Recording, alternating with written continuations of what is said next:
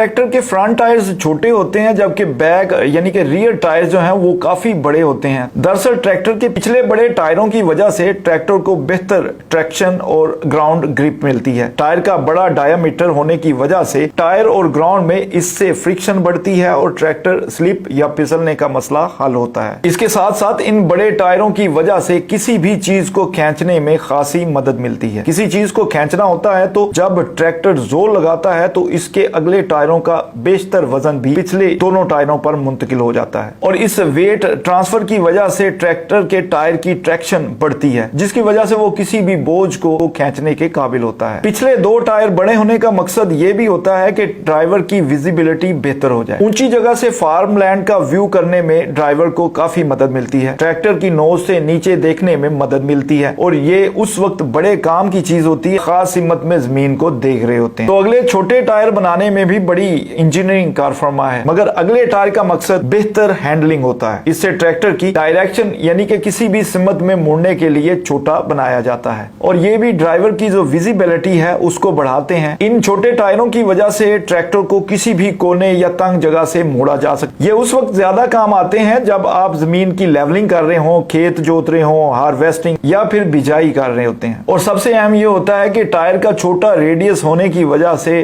tractor का control